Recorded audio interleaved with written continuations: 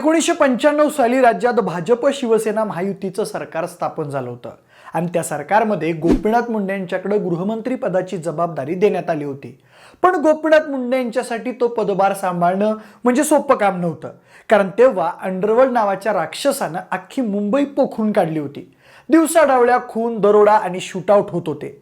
मोठमोठ्या उद्योगपतींना, बॉलिवूड स्टार्स आणि नेत्यांना खंडणीसाठी धमक्यांचे फोन येत होते। बॉलिवूडच्या हिरोला अंडरवर्ल्डच्या बाईची धमकी, अशा गोष्टी नॅशनल न्यूज ठरू लागल्या होत्या।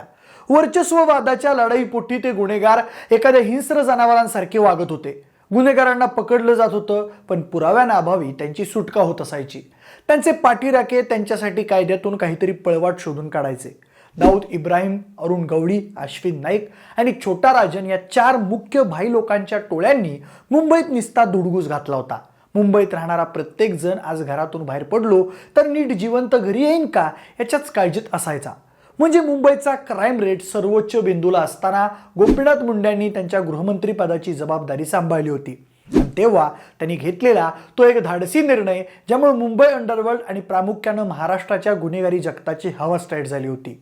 आजच्या व्हिडिओमध्ये गोपीनाथ मुंडे यांचा तो धाडसी निर्णय नेमका काय होता, गृहमंत्री असताना गोपीनाथ मुंडे यांची धडाकेबाज कामगिरी कशी राहिली, त्याबद्दलची माहिती आपण जाणून घेणार आहे। नमस्कार, मी प्रथमेश आणि तुम्हाला तर माहिती आहे आपला विषयच भारी।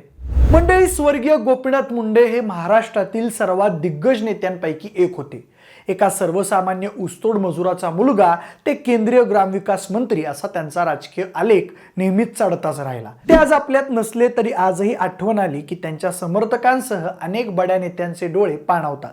1995 ते 1999 या काळात राज्यात महायुतीचं सरकार स्थापन झाल्यानंतर ते महाराष्ट्राचे उपमुख्यमंत्री राहिले होते। उपमुख्यमंत्रीपद भूषवताना त्यांना गृह खात्याची जबाबदारी मिळाली होती। त्याच्या 2 वर्ष आधीच मुंबईत दाऊदनं साखळी बॉम्बस्फोट घडवून आणले होते आणि त्यामुळे संपूर्ण मुंबईत दहशतीचं वातावरण पसरलेलं होतं। त्यात आणखी भरीसभर म्हणजे गवळी, नाईक, दाऊद, रवी पुजारा, भरत नेपाळी, छोटा शकील आणि छोटा राजन यांच्यात सुरू असणाऱ्या गँगवॉरनं भयानक स्वरूप प्राप्त केलं होतं। दाऊद, गवळी यांच्या नावानं लोकांकडून खंडणी मागितली जात होती। मुंबईत गुंडांबरोबरच गुन्ह्यांमध्येही वाढ झाली होती। मुंबईच्या गल्लोगल्लीत रक्ताचे पाट व्हायला लागले होते। यात फक्त गुंडच नाही तर खंडणीला बळी पडलेले बिल्डर, नेते आणि बॉलिवूड सेलिब्रिटींचाही जीव गेला होता। पण त्याला पूर्णविराम लावायचं काम केलं ते महाराष्ट्राचे तत्कालीन जिगरबाज गृहमंत्री गोपीनाथरावजी मुंडे यांनी। गृहमंत्री झाल्यावर काही काळ वाढत्या गुन्हेगारीचा अभ्यास केल्यानंतर त्यांना असं लक्षात आलं की जोपर्यंत गुन्हेगार संपणार नाही तोवर मुंबईतल्या गुन्हेगारीला आळा बसणार नाही। म्हणून त्यांनी गुन्हेगारीला आळा घालण्यासाठी पोलिसांसोबत सल्लामसलत करून एन्काउंटर नावाचं ब्रह्मास्त्र बाहेर काढलं। त्यासाठी स्पेशल ट्रेनिंग घेतलेल्या पोलिसांची एक तुकडी बनवली, जिला नंतर मीडियानं एन्काउंटर स्पेशालिस्ट टास्क फोर्स म्हणून उचलून धरलं। त्या तुकडीत 1983 सालच्या नाशिक बॅचमधले प्रदीप शर्मा, विजय साळसकर, रवींद्र आंग्रे, दया नायक यांसारख्या नावाजलेल्या ऑफिसर लोकांचा समावेश होता। सर्वात पहिल्यांदा गोपीनाथ मुंडेंनी मुंबई पोलिसांना मुंबईतील गुन्हेगारी संपुष्टात आणण्यासाठी साचलेली घाण साफ करण्यासाठी फ्री हँड दिलं। त्यांचा आदेश निघताच संपूर्ण अंडरवर्ल्ड हादरून गेलं। एन्काउंटर स्पेशालिस्ट ऑफिसर्सनी जे गुन्हेगार त्यांच्या तावडीत सापडले त्यांचा खात्मा करायला सुरुवात केली। प्रत्येकानं वेगवेगळ्या गँगमधील शूटर लोकांची लिस्ट बनवली आणि खबऱ्यांमार्फत त्यांची खबर काढून गुन्हेगारांचा करेक्ट कार्यक्रम केला। त्या काळात ज्या गुन्हेगारांचे राजकीय व्यक्तींशी संबंध होते त्यांनी त्या संबंधित नेत्यांकडून ऑफिसर्स लोकांवर दबाव टाकण्याचेही प्रयत्न केले। पण त्या नेत्यांच्या दबावाला बळी पडू न देता मुंबई पोलीस त्यांचं काम व्यवस्थितपणे पार पाडतील याची सोय गोपीनाथ मुंडेंनी केली। मुंडे यांना कल्पना होती की व्यवस्थेनं बांधलेले पोलिसांचे हात सोडवले तरच खऱ्या अर्थानं त्यांना मोकळीक मिळेल। काही जणांच्या म्हणण्यानुसार मुंडेंनी 40,000 पोलीस कर्मचाऱ्यांना माफियांचा खात्मा करण्यासाठी लागणारे सर्व अधिकार त्यावेळी दिले होते। दरम्यान त्या कारवाईनं माफियांची पार फाटली होती। एन्काउंटर स्पेशालिस्ट ऑफिसर्सच्या भीतीमुळे काही गुन्हेगार देश सोडून पळून गेले तर काही त्यांच्याच बिळात लपून बसले होते। पण दरम्यान 1998 साली मुंबई पोलिसांच्या त्या एन्काउंटर स्कीमवर काही मानवाधिकार संस्थांनी आक्षेप घेतला। त्यांनी बॉम्बे हायकोर्टात अशी बाजू मांडली की एन्काउंटर वगैरे घटनाविरुद्ध कृती असून त्यामुळे मानवाधिकाराचं उल्लंघन होत आहे। त्यानंतर बॉम्बे हायकोर्टानं सेशन कोर्टाचे जज अग्यार यांच्या अध्यक्षतेखाली त्या प्रकरणी एक समिती नेमली आणि रिपोर्ट सादर करायला सांगितले। त्या अग्यार समितीनं मुंबई पोलिसांच्या एन्काउंटर स्कीमचा संपूर्ण लेखाजोखा काढला आणि त्यानंतर मुंबई पोलिसांच्या कृत्यावर वेगवेगळे आक्षेपही घेतले. झालं एका झटक्यात सगळे हिरो मीडियासाठी झिरो झाले. त्या रिपोर्टच्या आधारे बॉम्बे हायकोर्टानं पोलिसांना एन्काउंटरची कारवाई थांबवण्याचे आदेश दिले.